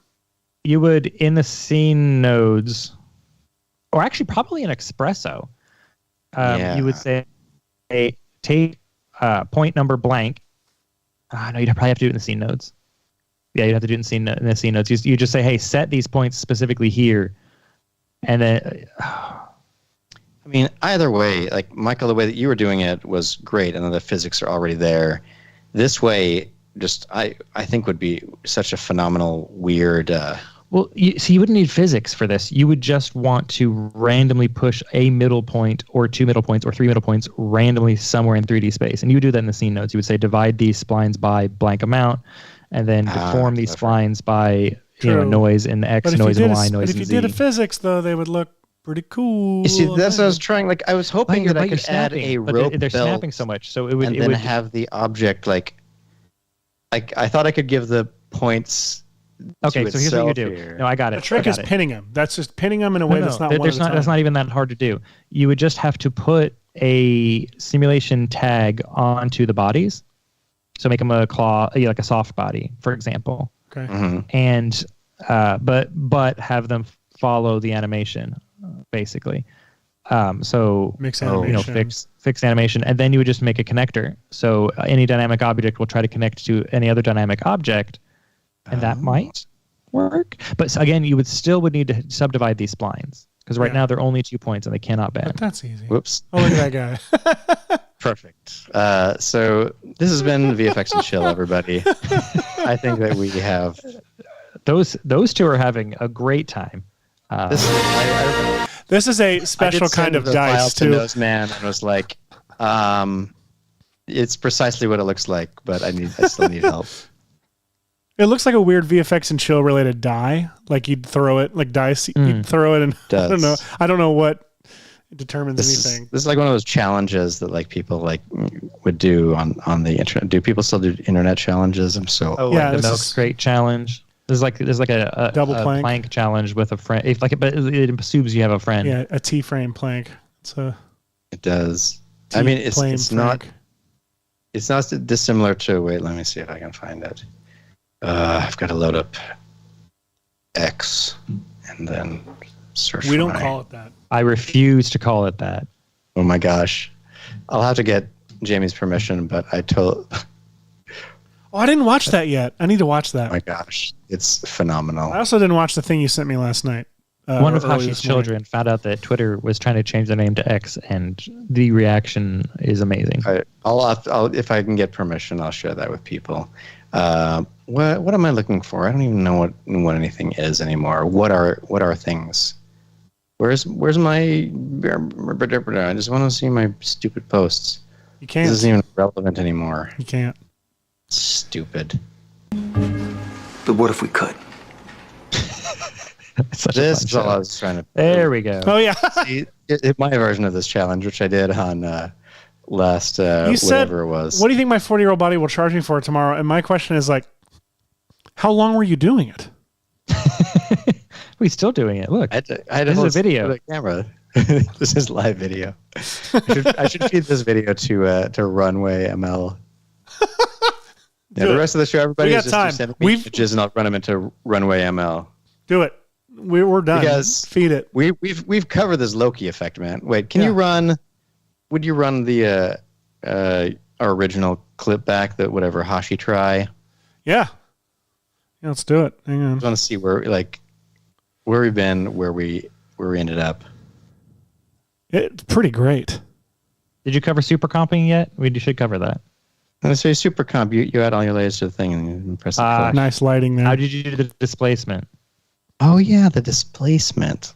I almost forget about that. Like obviously, everyone who watches our show, regular viewers of our show, will know that we all, the basics of Super Comp. But first of all, people pop up on this show on our channel, and maybe somebody's coming to our channel for the first time and wanting to do Loki effects and is not aware of what Super Comp does. I showed it really briefly in my bit, but while you get stuff loaded up, I will explain. Super Comp is like a node-based compositor, but inside After Effects, and you don't have to mess with the nodes. You just apply effects, and all of the effects on layers are aware of the layers that came before them. So if you apply, for example, a glow to an effect, and then another effect moves in front of it, that glow will beautifully wrap around your other layer. Or if you want to have a light wrap that actually works nicely, you can have all of the layers below your light wrappy layer, or we're going to be adding their light wrap coloring to it. So you're not just having to make bajillions of pre-comps to try to get a correct light wrap going on. It just works for you right away. It's very handy. And I really love Super Comp. Cool. So yeah, I think I'm ready to share. And like this was done in during our pre-show and rendered while we were blabbering at the beginning of the show, just as an example of how. That's how it works. How it works. So this is the before of this image, and this is the after. So you can see the. Not that big. It's pretty subtle. Well, yeah, it gets less subtle when the distortion is happening. Then we get to so we've just got 4 layers. We've literally got this background layer, which is a Midjourney prompt, and then this other thing, which is another Midjourney prompt. And I laughed, Seth, because I was like, okay, they go back to like the Old West, I think, in the new Loki or whatever. And so I was like, Old West, but from a futuristic TV show or something like that. And so it made this Old West, which is like, it's great, fine, whatever. I didn't up-res it or anything like that. But also, it added a perfect theater marquee in it just to like... Which, if you're not familiar, last week or the week before, we spent maybe half the show trying to get this thing to give us a theater marquee. So good. And I was pretty sure... Videodrome 2? I think that this was Despicable Me 2, is what I think... Like, it looked up theater marquees, and that's definitely that. But anyway, yeah, perfect. And like also like very brightly colored in the middle of this like thing just to be Western town. Oh yeah, we can do them. We just were. We just didn't want to. So yeah, those two background layers. So they switch right here, dink dink like that, and then added in this version of me. And actually, I was proud of this little bit of business.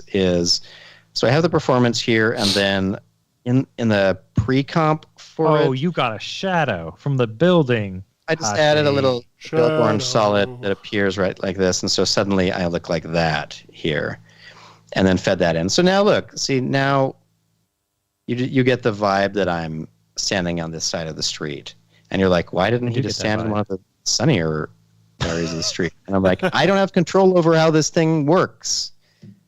Anyway, I also have another copy of the original footage layer behind. Yeah, see, here's the original coloring of the footage. So like, and then when super comped, you get this, which is pretty cool. Isn't that fun? And so now the reason why super comp is amazing is because in this first half of the comp, I could take the original layer and, like Michael was showing, I could click on this little color correction badge, and I'll delete it for a second and show that without it, you can see that I'm a little bit out of touch with the colors there. But I can go in and I can add a color correction badge and then say match the background, and now it'll just color it more immediately. Like it's right away. So great. So now this looks like a frame from Loki. I also have several other things going on here. I have the edge blend and some light wrapping, and so that's why the light kind of comes in here, because when I didn't have all of this stuff, I had this pretty visible edge. Mm-hmm.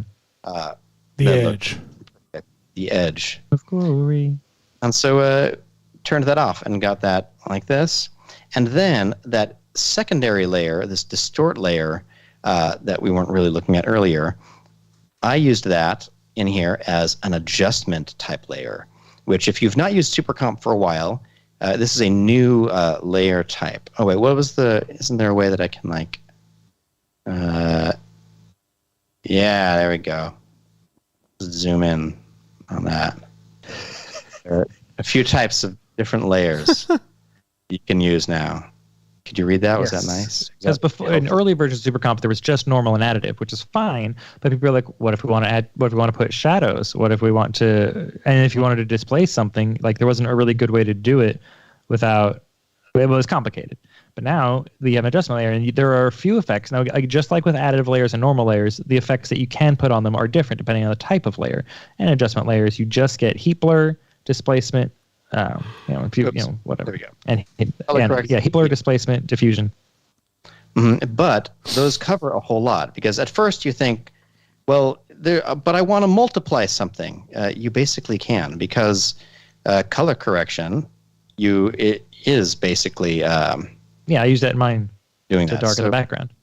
It's perfect. So yeah, like if I had I can slide it over, for example. I can slide it over here. You can't really see the difference yet, but if I add a color correction and then turn the exposure down, look at this. Shadows right inside SuperComp. And look at this. See how the light wrap is on this side of me, but it doesn't wrap around over here where the shadow is, just like it would optically work, which is so cool. So good. But I'm going to delete that badge, and I'm going to move this distort back to where it... Whoops. Oh, no. What did I do? You broke it. I probably broke something. Let me see. What the heck? What's happening? I see like a copy of my screen. No. What? Oh, you got just close magnify. Go to your taskbar at the bottom and just close the magnify thing because that's magnify you're seeing back there. Okay. There we go. Stop trying to show people things where they can see it. All right. So let's go to one of these frames where I'm getting stretched into spaghetti. So around me, I wanted to have this cool time distortion ripple effect.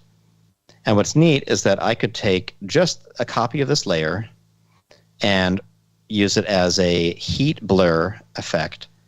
And what's cool about heat blur is that it allows you to like blur the background. I can turn that up, and so you can see it can blur patches within here.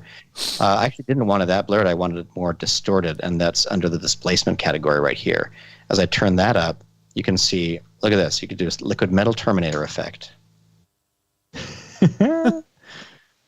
So, like, don't discount how much you could do with a displacement layer. It's kind of cool. That's killer. So now let me put this layer back in its place, and we'll turn down the displacement amount to something like a little bit of a warble here. Well, actually, we'll leave it pronounced. The reason why it's here outside the alpha is because there's this cool add texture slider. And if you look at this little preview right here, as I click on add texture, it's just kaleidoscoping out the image over itself like that. So you could add texture to the whole thing. Like, look at this. Now we've got a weird, crazy interactive distortion effect. Look at that. Behold. But obviously I had some keyframes on this, which you can keyframe any of the properties in the SuperComp just by going over here, and a little stopwatch will appear next to the logo. There we go. And then, so I had let's take a look at these. So my displacement keyframes, let's see, some of these are erroneous. This one's an erroneous one. That's probably not correct. And my add texture slider shouldn't be that high. There we go. So now I just have a little slider, so there's no distortion happening until the effect happens. Then I slide up the displacement, and you get a nice little bit of just warbliness all around the edges of the effect where it's happening. And because the edge blend and the light wrap and haze are happening on my layer, they propagate right into each other like this. Like, look at this nice clean blending. There's no weird alpha issue because the background gets distorted. It's kind of cool. So there you go. SuperComp is very cool. And I set some keyframes for the color balance when we click over into Western Town, and just grabbed one of these frames and said, yeah, use the color correction from here. And now look at me. So now I'm Western lighting, and here's a TVA lighting. What is it? That's the time variance authority, something. Authority. And Hashi, show them how they get the keyframes for the color matchy tool. Oh yes. That was something that I didn't know. Because they're kind of hidden. Because They that's are. just because that button is just a button that sets the color wheels. So if you want to keyframe the color wheels, you have to set a keyframe for the black point and the white point. Exactly. So that would be. Let me see if I can do this without. You just hover over the values Right. right there. I'm trying to magnify for you. Why is it Your not? magnifier is hiding back behind things. I don't know what happened, but the magnifier is now hiding. Come to the front. Do a thing. Never mind. Fine. We'll show it from here. All right. So there's the match background button, and it sets the black point to this percentage and the white point to this percentage of whatever it sees behind your alpha, which is really And cool. you can change those settings too. Exactly. So you can say, I like my black point is good, but I want to adjust the highlights a little bit, or vice versa.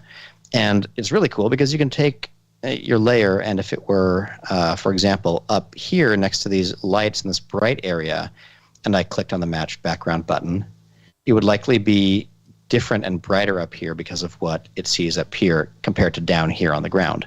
So that's really handy. But the way to set keyframes on it is, just as Michael said, and as it hints here on the thing, it's setting the black point and the white point. And those two things are right here and here in the color correction. And right next to them, you can add keyframes by pressing those little buttons like that. Now it's added, and it'll even reveal the keyframe right there. And then you can scroll along your timeline to a different part of your footage, like, say, here, where there's new exciting things happening, like this western town, and say, match this background instead. And it'll recolor it there.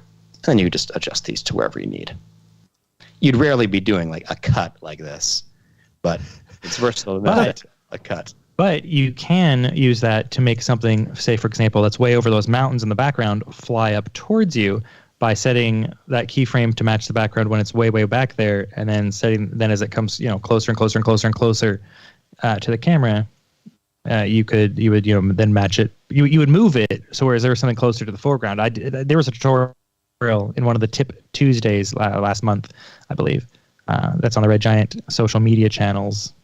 I believe on Threads, as well as definitely on Instagram, Twitter, or X, and Facebook, which it's Twitter. Excellent. Make sure, if you're not following Red Giant on the social media channels, make sure you do, because there are tips posted pretty much every week. A couple of tips and sometimes a tutorial. There's a lot going on there. Yeah, if you There don't, is. you will regret And like it was fun to spend some time with you on the show today, Michael. But like Michael produces content every week. It's every ridiculous. week. Oh, Like who does that? who does that? Who would sign up for that? Doing a VFX thing every week. Regularly. Sometimes it's not VFX, sometimes it's motion graphics, sometimes it's color grading, sometimes it's for editors. There's all kinds of tips out there for everybody. All kinds of tips out there. For Well, all kinds of people who make everybody. videos. So Not useful for Am I writers. crazy? Or has our chat been quiet? Yeah, they got real quiet after the Cinema 4D section. Like they just haven't said anything. Are you still here, folks? Yeah, let there's us know if you're 40 still of- here. There's a bunch of you live, still around, according to the YouTube. Oh my gosh, look at that! Let's see if anyone puts this in the foreground now. I can't believe you're getting away with this. Hashi, put your pants back on.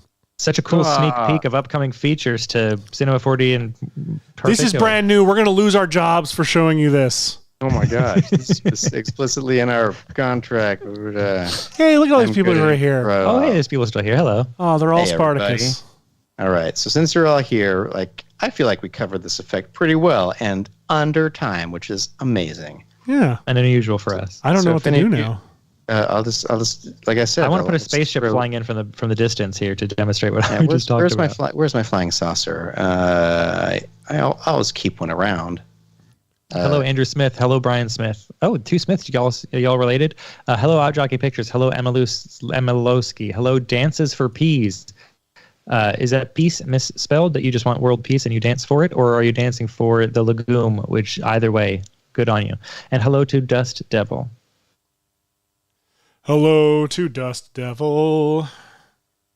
And of course, everyone else who chatted previously, hello to you, all you Frigbies and All you freaks out there. and King designers and Jason Murphy's and Justin Leduc's and 7-Eleven EOs and Insanusan. Is this what we're doing with the rest of our time? No, I just want to say hi to people who chatted earlier. Oh, hello, Firebray. Hello, Prathamesh Jagtap. I know I didn't pronounce that one right. I'm very sorry. All right. I am. You have your spaceship yet, Hashi? Have I jazzed long enough? No, my drag and drop a file thing. I don't know if Windows crashed. Looks like After Effects is still awake, but Windows Explorer. Windows Explorer. Come on. Where did I? So Hashi's going to make a spaceship from the distance, fly from way off on those mountains, fly up to real close, and show off how SuperComp can easily do that for you with keyframing the match background button. Or you could just show the shark tutorial I did. Was it shark? No, I did a spaceship too. The shark was keyframing the haze effect to get the same thing. Okay. Here we go.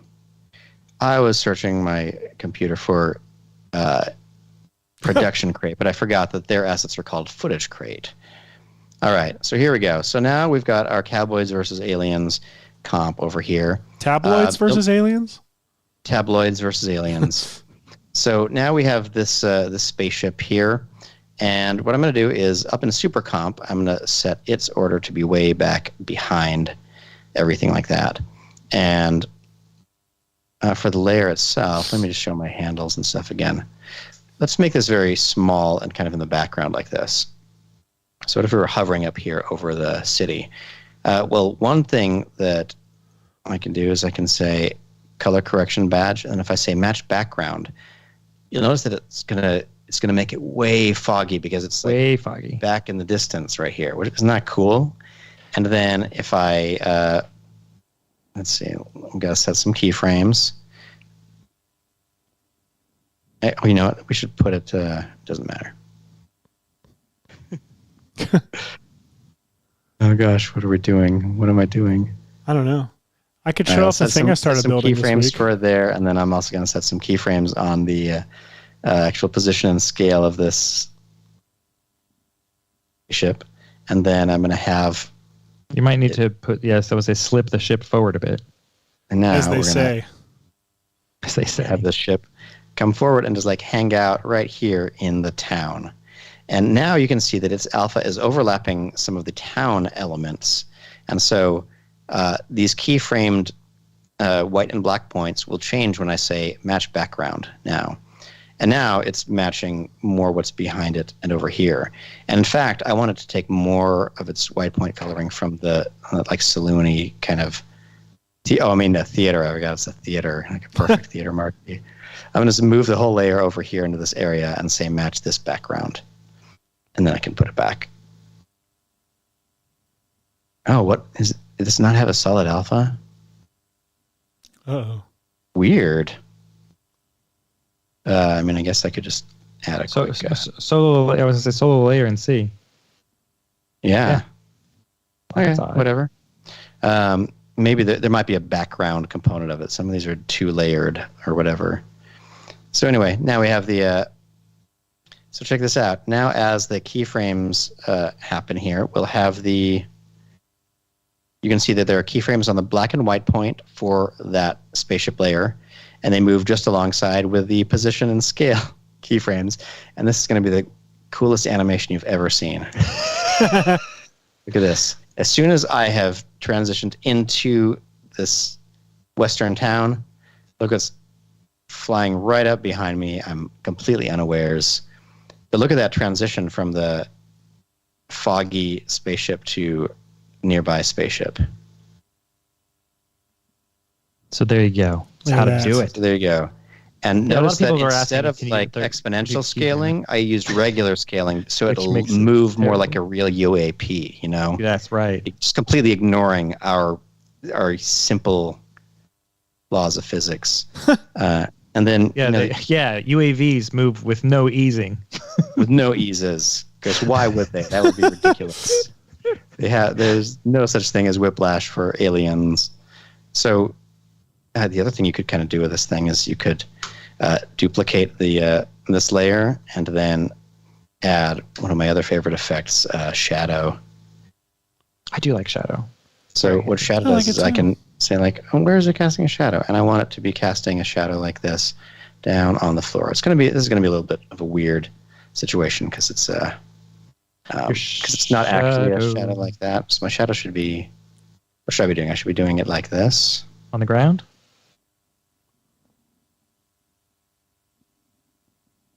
And shorter. My brain is breaking. Why did I think this is going to be faster?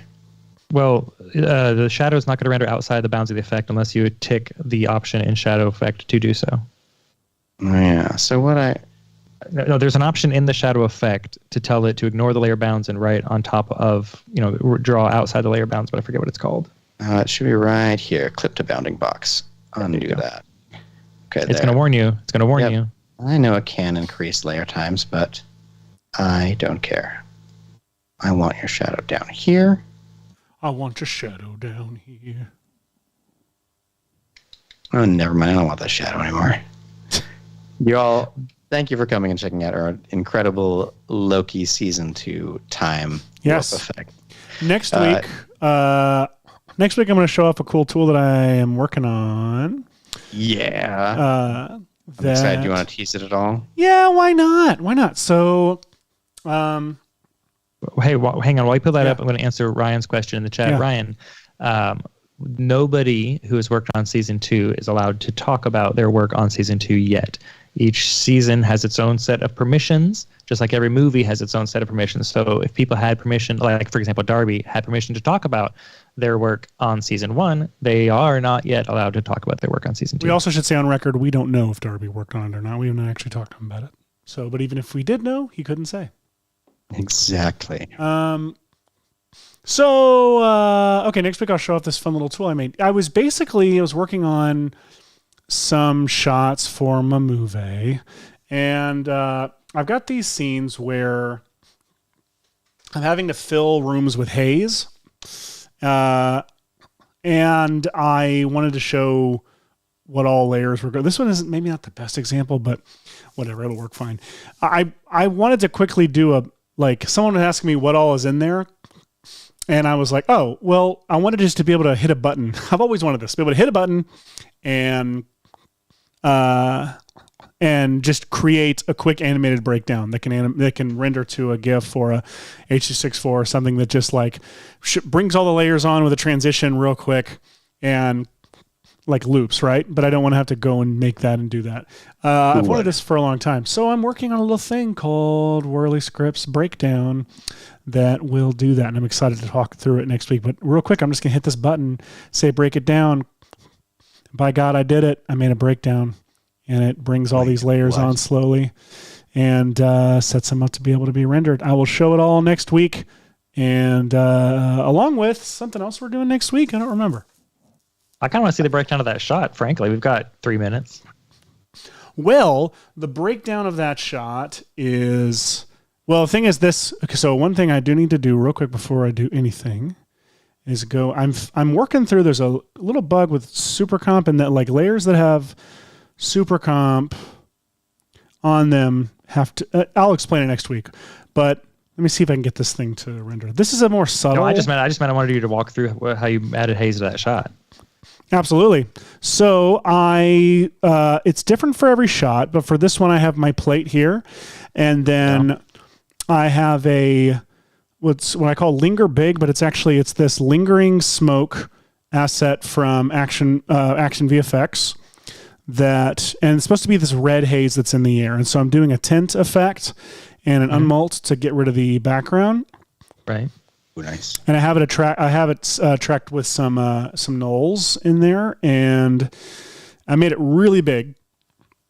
Most shots, I have it small enough to where it's like a puff of smoke in the background or whatever. But this is meant to be like my moving smoke background, whatever. Then I usually have a layer of roto, and the roto I'm actually doing a really soft matte choke on because I want the background smoke to envelop them around their edges and such. That's a great call. And then on top of that, on this shot in particular, I have an instance of trap code shine. Very subtle, on it because they're opening this door into this haze. And the idea is that it's a very subtle amount there, but you get what I'm going with, this haze there. Yeah. Then I have a ramp that's on here using Universe Gradient Ramp with star points set tracking with a null, with nulls, one for each.